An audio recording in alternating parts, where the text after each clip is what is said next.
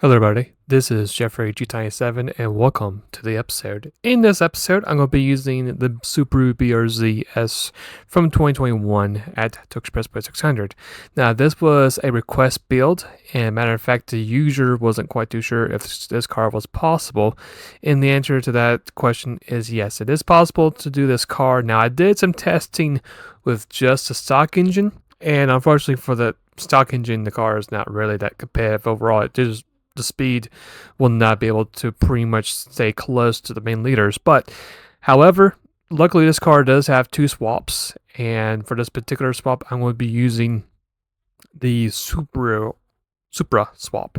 So I'll be showcasing a step-by-step process of the build, which hopefully this episode will help you out to get that win at Tokyo Expressway 600. If not, then I would recommend to save the car for Le Mans because this car is going to be pretty quick. So without any further ado, let's go ahead and jump into the episode. So here's the car that we'll be using for this episode. You can see it's very, very affordable. It's kind of one of the like a car that you possibly could get not right simply off from the game, but a little bit, maybe 5% game completed or 10%. So extremely very affordable. It's an FR drivetrain with at least like 400 plus PP points. So you should be able to put in a lot of upgrades to this car, even if we decide not to do any swaps for this build, but we're going to do swaps anyway. First step we're going to do is going to go ahead and add the wide body. We're going to do this so that way we can lower our PP points just by a little bit. That's the main reason why I did that first. Now after you get your car set to wide, the next step of course is going to be getting the engine swap. Now this car does have two engine swaps. To the left is a Supra swap, to its right is the Porsche 911 Turbo S swap. And like I said earlier, we're going to be more focused on the Supra swap, which is going to be toward the left, and it's going to, that way the points will not be too much compared to this Porsche. Now I can buy the swap right offhand because I am collector level 70. If you reach collector levels 50, that gives you the rights to buy swaps and buy ultimate parts in the game. Now, let's say, for instance, you're not yet level 50, but you're around 40-ish, give or take. There actually is an alternative route to actually get a swap. It depends on how long you play the game. So what we're going to do here, we're going to go back to our home menu, and once we get here, all we'll be doing here is going to be going to our tuning parts that we have collected through our whole entire story campaign. So you can see here right off the bat, I do have the Porsche Turbo S engine swap. So that's the main thing you're going to be looking at is for something like this. Lit up taskbar with the work compatible in the top right, and just install and say yes, and you can use that as a free redeem engine swap. Here's a livery I'll be using for this car. Now, should be the very first thing you see in the first page. Now, just in case if you want to follow me in the game, that way it'll be a bit easier for you to pretty much copycat deliveries I do showcase in my episodes. There's the instructions right there. This works for me and for other users, just in case if there's a particular user that you like to follow in the game, especially either could be photos, decals, liveries, what have you, then you can do like that. Hopefully it'll be a lot simpler and easier than rather for you to manually have to search for that identical livery. Now, if you do not want the livery, but you would rather have the parts from the livery itself, that is totally fine. I'm going to quickly show you what parts you'll need for this car to put into your car, just in case you do not want delivery. So the first thing we're going to be checking out first is going to be the wheels, which is going to be, as we click right here, we're going to click on our owned wheels once we click on this tab. That way I can know for sure much faster, figure out what rims these are. So as we scroll down the list, it's going to take us a little while. We finally found them. It's actually going to be the Work Edition 20 or ZR10 rims. Make sure you just copycat the rest of the instructions. As those like a standard size, wide width, wide offset. For custom parts, the front bumper is type A, side is type A, the rear bumper is type A, and the wing is going to be custom wing set. And to finish everything off, we do have roll cage option, but there's no roll cage in the car, and that's going to be it. So as we head to our last piece of our setup build, as you can see, we got ourselves our new swap to the far left and that green font text. We got sport hard tires with fully customized suspension. The differential is fully customized as well. I would recommend that you go ahead and just pause the episode, copy the numbers on the downforce for the front and the back. For transmission, it's going to be the fully customized manual transmission. Not to get confused with the other transmission, this one is the one that pretty much lowers your PP 9 times out of 10. That transmission, just follow the kilometers. And for the other part of the list, just again, pause the episode and just scroll down, see what parts you'll need for the car, and that's going to be it for the particular build setup. Once you have everything together and once you have the downforce correctly numbered out, you should have the same points as I do in the game. Now the question is going to be is, how good is this car with the swap? Well, I've actually done this swap in the past, and the car did very, very well. And as you can see right from the bat, the car does have some really good acceleration, and the speed is going to be really good too. So, if you worry about speed, you shouldn't be worried about too much. You should have the fastest car when it comes to pure straight line pace, which is one very special element to have in this particular racetrack. Now, I think two things that quite be a little bit challenging. One could be the handling. This is an FR car, so you're going to expect to have some oversteer from the rear tires. And when I was doing the race, I could tell that the tires were not gripping too well. So what we recommend doing is to race one gear higher than what the game is suggesting you do, or just early shift. Speaking of early shifting, the fuel itself is not going to be too reliable as well. So I would recommend on practicing on half shifting, which is basically once the RPM tracker is about halfway filled, as you see on the screen. I didn't do it on this particular occasion, but once you see that bar halfway filled, that's when you're going to change gears. That's going to help out with your fuel and your tire wear, especially for your fuel, because like I said before, the fuel is not really too efficient with the swap, and of course with all the horsepower we have under the car as well.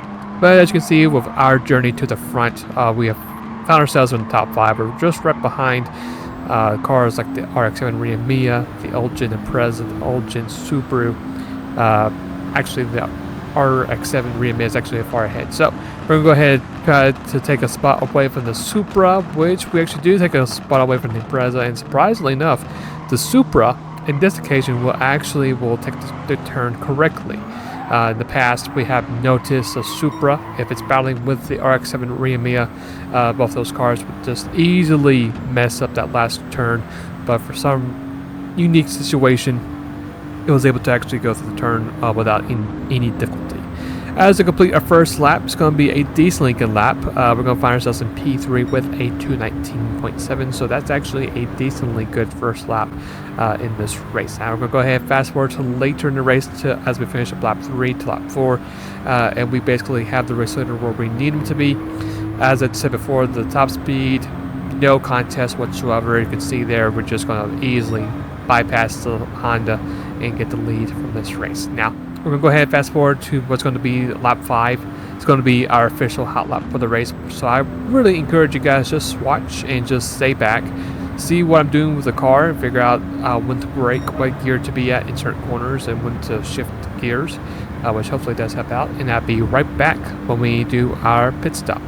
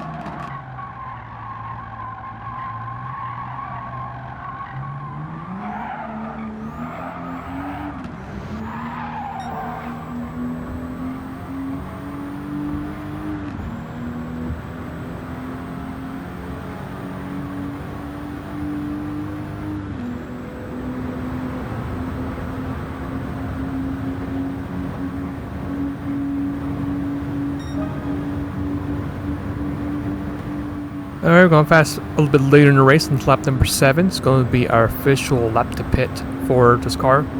Now, for this particular pit stop, as you may have noticed, the tires are still in really top-notch condition, so there's no real need to change tires. Just refill the car with fuel, and that's going to be it for this pit stop. Now, luckily for us, we're going to lose the lead just for a little bit, but thankfully we actually did recapture the lead before the rear Mia actually came for its service on lap 8. But other than that, the car did very well.